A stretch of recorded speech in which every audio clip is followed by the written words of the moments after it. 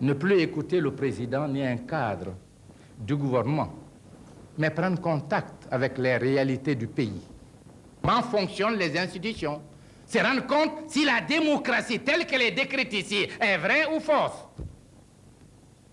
Je serais heureux que celui qui ne m'aime pas soit le premier à venir se rendre compte de cette réalité.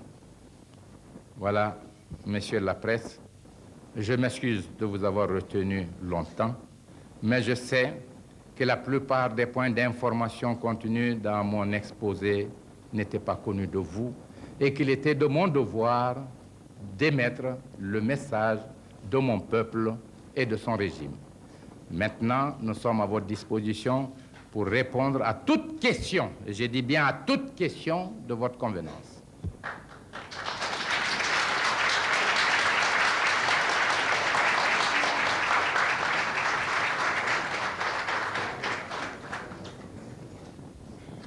Bon. Je suis à l'aise et je parle sans orgueil.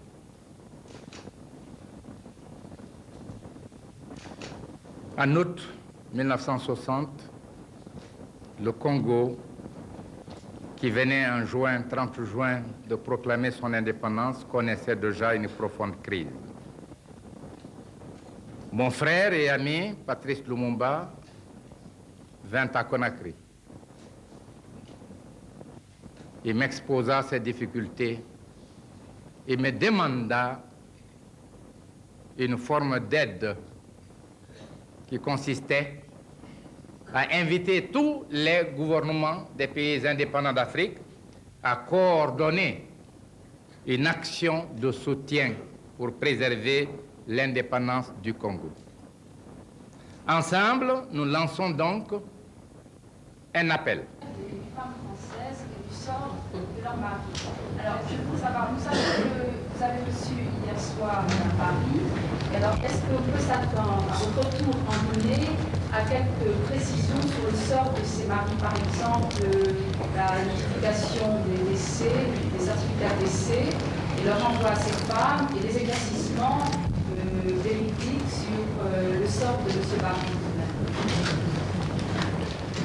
Deux questions de valeur. La première, mon appréciation de la presse. Deuxièmement, le problème des femmes françaises, avec sous-question précisant le rôle de cette femme. Lorsque des journalistes connaissent parfaitement la vérité et laissent une fraction de la presse induire en erreur l'opinion sans corriger l'erreur, pour moi, il s'agit de la presse française. Le silence devant le crime a ses implications de responsabilité dans le crime commis. Pas plus tard que l'autre jour, la presse française vient, un journaliste vient en Guinée, dimanche, me dit, je voudrais vous soumettre à une interview si vous voulez bien, mais excusez-moi, je dois quitter immédiatement Conakry. Je lui fais un peu de boutade. J'ai dit, vous êtes des dictateurs. Vous débarquez alors que j'ai des chefs d'État autour de moi. Vous dites, il faut l'interview tout de suite et vous devez prendre à telle heure votre avion. Je me mets au garde à vous. J'ai dit, j'obéirai. Bon, je lui donne l'interview. Et son programme a été respecté. Et voilà donc la télévision française qui, pour préparer mon arrivée, diffuse cette interview. Mais cette même télévision française, alors que je suis l'invité du président de la République française, donne la parole à des Guinéens qui sont ici pour m'insulter. Je ne le ferai jamais à un Français. Ceci dit en passant. Si j'invite le paysan, l'ouvrier français, à plus forte raison le chef de l'État français, il jouira de la dignité. Et le général de Gaulle, avec qui j'avais un divorce idéologique, l'a écrit dans ses mémoires. Il n'a été reçu nulle part mieux qu'à Conakry. Et c'est l'hommage qu'il nous a rendu. J'ai pris mes responsabilités en disant aux Guinéens, quiconque prononcera un mot contre la dignité de la France ou du général de Gaulle, j'ai dit au mas de régler son compte. Il aura insulté la nation guinéenne. Voilà la conception que j'ai. Et cet homme à qui vous faites le privilège de l'égaler aux représentants de la Guinée, vous payez par son mépris. Il se déclare à vous que lui, il appartenait au gouvernement guinéen, qu'il était ministre des Affaires sociales. C'est sur la bande, écoutez. Un vulgaire inconnu qui n'a jamais appartenu à un gouvernement guinéen, puisque depuis 1957, Dieu merci, je préside aux destinées du gouvernement guinéen. Je le constitue au sein des directions politiques de mon pays. Mais il n'a pas hésité à dire à vous qu'il est ancien membre du gouvernement guinéen.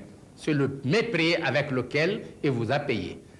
Donc, quand j'ai dit la presse, ceux qui connaissent la vérité et qui ne veulent pas la rétablir, n'assument-ils pas une certaine responsabilité? Bon. Maintenant, le problème des femmes. Vous avez dit, vous n'avez pas placé sous un angle personnel. Vous avez érigé la défense sous l'angle des droits de l'homme. Le premier pays à avoir tenu un colloque idéologique international avec plus de 300 participants, d'éminentes personnalités de tous les horizons, c'est la Guinée. Et le groupe afro-asiatique, par scission, a adopté les résolutions. Ne parlons pas des mouvements panafricains. Donc, le premier choc en Guinée, le voilà. Un jour, nous apprenons par la presse que l'Assemblée de la communauté a voté une résolution condamnant le gouvernement guinéen pour avoir violé les droits de l'homme. Une fois de plus, c'est le problème permanent. Je voudrais que cette Assemblée condamne un jour la France ou la Grande-Bretagne ou l'Allemagne pour des problèmes concernant 2 ou 3 personnes ici qui ont été jugées, condamnées par les juridictions d'ici. Je crois que la communauté ne le fera pas. Non, on le fait parce que nous sommes ce que nous sommes. Deuxièmement, ces femmes, à partir de la presse, laissent croire qu'elles sont victimes. Elles sont victimes de quoi? Je voudrais le savoir. Est-ce que leurs maris ont été poursuivis pour délit de presse, pour activité politique? Je voudrais le savoir. Où sont-ils impliqués dans le complot dont la Guinée a été victime? Je voudrais le savoir. Je viens de vous dire que tous ceux-là n'ont été poursuivis que pour complot. Et parmi l'une des femmes, elle se réclame d'un mari. Je vous apprends un secret.